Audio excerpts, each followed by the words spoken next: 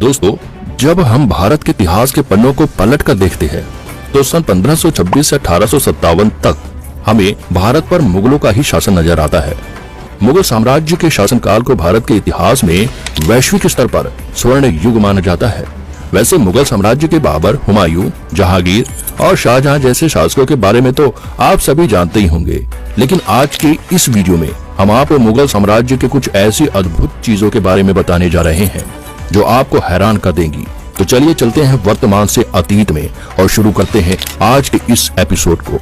भारत में अगर बाहर से आकर किसी ने अपना साम्राज्य फैलाया है तो वह है मुगल साम्राज्य।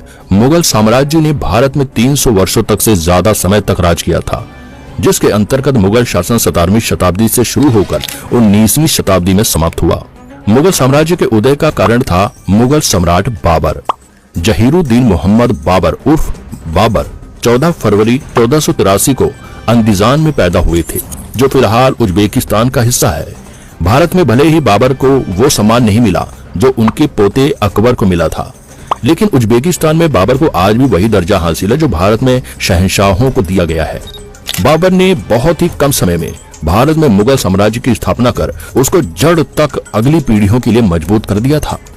बाबर ने भारत में मुगल साम्राज्य स्थापित करने के लिए कई युद्ध लड़े। कुछ में तो वो आसानी से जीता, पर कुछ में उसे अपनी पूरी ताकत लगानी पड़ी। जानकारी के लिए बता दें कि बाबर ने भारत पर 5 बार आक्रमण किया, जिसमें युद्ध का सबसे पहला निमंत्रण पंजाब के शासक दौलत खान लोधी और मेवाड़ के शासक राणा सांगा ने दिया था। और इस तरह अनेक लड़ाइयों के बाद शासन शुरू हुआ मुगल साम्राज्य का। हालांकि 48 साल की उम्र में 27 सितंबर 1530 ईस्वी में आगरा में बाबर की मृत्यु हो गई, लेकिन उसकी मौत के बाद उसके वंशजों ने भारत पर अपनी मनमर्जी से लंबे समय तक राज किया। और इस दौरान ऐसे ऐसे कारनामे हुए कि जिनका लेखा जोखा एक जन्म में करना असंभव है। मुगल काल में अपराधियों के लिए माफी की उम्मीद ना के बराबर रहती थी, मगर अपराधियों को दंड देने का अधिकार केवल बादशाह का ही होता था और उन्हें ऐसी ऐसी क्रूर सजाएं दी जाती थी कि जिन्हें देखकर किसी की भी रूह कांप उठे। मुगल काल में अपराधियों को मौत की सजा भी साधारण तरीके से नहीं दी जाती थी। अपराधी को या तो हाथी के पैरों तले कुचलवाया जाता था या उसे जिंदा शेर के हवाले कर दिया जाता था। कभी कभी तो बीच चौराहे पर लटका कर उन्हें पत्थर मार मार कर उनकी जान ली जाती थी, तो कभी कभी ऊंची ऊंची इमारतों से उस अपराधी को तब तक गिराया जाता था जब तक कि वह मर न जाए। लेकिन इसके अलावा मुगल साम्राज्य के सभी शासकों में एक समानता ये थी कि उन्हें जो चीज पसंद आ जाती थी उसे वे हर कीमत पर लेकर ही मानते थे, फिर चाहे उस चीज को हासिल करने के लिए उन्हें किसी से युद्ध करके हजारों लाखों बेगुनाहों का खून ही क्यों न बहाना पड़े। और कई बार तो इतिहास में यह तक देखा गया है कि जनता तक अनाज का दाना इसलिए नहीं पहुंचाया गया ताकि सुल्तान की मनपसंद ख्वाहिश को बनवाने का खर्चा उठाया जा सके। तो यह थी मुगल साम्राज्य की असलियत। वैसे अगर हम आपसे पूछें कि मुगल साम्राज्य की सबसे बेशकीमती चीज कौन सी थी, तो आप कोहिनूर हीरे का नाम लेंगे, लेकिन आपको जानकर हैरानी होगी कि यह जवाब पूरी तरह गलत है।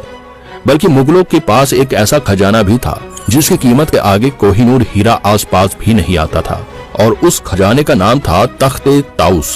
ये अनमोल तख्ते ताउस एक ऐसा सिंहासन था जिसमें दुनिया भर के बहुमूल्य हीरे मोती नग जड़े हुए थे, और इस नायाब सिंहासन को बनवाया था मुगल बादशाह शाहजहां ने। इस सिंहासन में सोने के बने 6 पाए और नायाब हीरो और नीलम से जड़े हुए 2 मोर बने हुए थे। असल में ताउस अरबी भाषा का एक शब्द है जिसका मतलब मोर होता है, और यही वजह है कि इसे हिंदी में मयूर सिंहासन भी कहा जाता था। इस सिंहासन की नक्काशियों को इतनी बारीकी से बनाया गया था कि इसे बनाने में पूरे 7 साल लग गए, और 17वीं शताब्दी में भी इसकी कीमत करोड़ों में थी। ये इतना नायाब था कि बादशाह भी इस पर हर दिन नहीं बैठते थे, बल्कि बहुत ही खास मौकों पर इसे बादशाह के दरबार में लाया जाता था। तख्ते ताउस पहले आगरा के किले में था और बाद में इसे दिल्ली के लाल किले में ले आया गया था।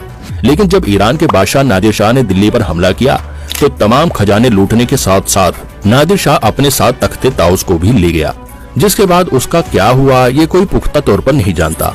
यह अपने आप में इतना महंगा था कि इतिहास के सबसे अमीर शहंशाहों की सल्तनत होने के बावजूद मुगल साम्राज्य में कभी भी इसे दोबारा नहीं बनवाया जा सका, जो अपने आप में इसे बेशकीमती सिद्ध करने के लिए काफी है।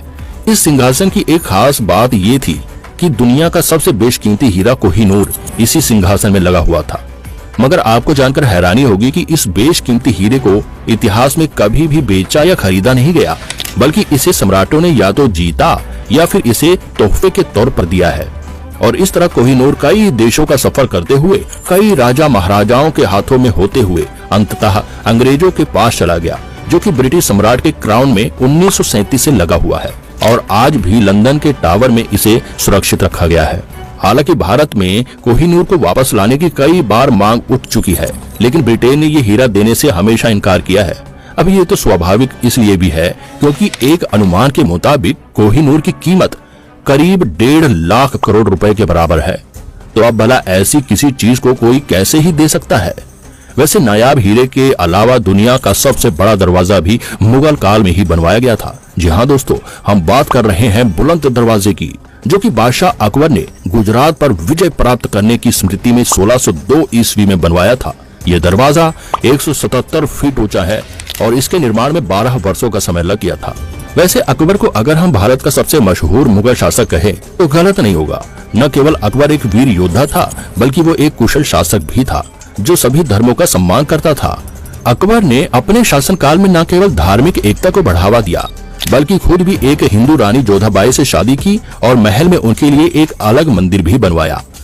बस इतना ही नहीं, बल्कि तीर्थ यात्रा पर लगने वाले जजिया टैक्स को भी अकबर ने हटा दिया था और खुद भी उसने 1582 में एक धर्म बनाया जिसका नाम था दीन ए इलाही।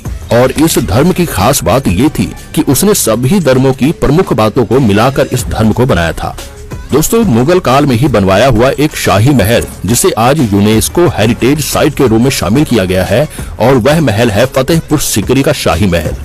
आपको बता दें कि आगरा के पास मौजूद फतेहपुर सीकरी एक ऐसा शहर है जिसका निर्माण 16वीं शताब्दी में 1571 के आसपास मुगल बादशाह अकबर ने करवाया था। हालांकि पहाड़ों पर बसा ये शहर आज काफी हद तक खंडर हो चुका है, लेकिन कई विदेशी लेखकों ने खुद लिखा है कि ये शहर लंदन से भी बड़ा शहर था। फतेहपुर सीकरी 1570 से 1585 तक मुगल साम्राज्य की राजधानी रही, लेकिन 1586 में शहर में पानी की कमी होने की वजह से राजधानी को फतेहपुर सीकरी से दिल्ली ट्रांसफर कर दिया गया, वरना शायद आज इस शहर का भी अलग ही रुतबा होता। जहां अकबर को मुगल साम्राज्य का सबसे दयालु राजा माना गया, तो वहीं अकबर के परपोते औरंगजेब को मुगल साम्राज्य का सबसे क्रूर शासक माना जाता रहा है। लेकिन आपको बता दें कि औरंगजेब एक ऐसा व्यक्ति था जिसने अपने इस्लामी नियमों के चलते कभी भी शराब और अफीम जैसी नशीली चीजों का सेवन नहीं किया। इसलिए उसने जितने भी अत्याचार किए वो किसी नशे की हालत में नहीं, बल्कि पूरे होशो हवास में किए। औरंगजेब ने पूरे हिंदुस्तान में अनगिनत छोटे बड़े मंदिर को तहस नहस करवा दिया। अकबर ने जिस जजिया कर को हटवा दिया था, औरंगजेब ने उसे फिर से लागू करवाया। यहाँ तक कि इतिहास के कुछ साक्ष्य तो यह तक बताते हैं कि इस बार औरंगजेब ने जजिया टैक्स को इतना ज्यादा बढ़ा दिया था कि आम जनता तीर्थ यात्रा अफोर्ड ही नहीं कर सकती थी, जिस वजह से लोग चाहकर भी अपने ईश्वर तक पहुंच नहीं पा रहे थे, और ऐसा होने की वजह से वह उनकी पूजा नहीं कर पा रहे थे।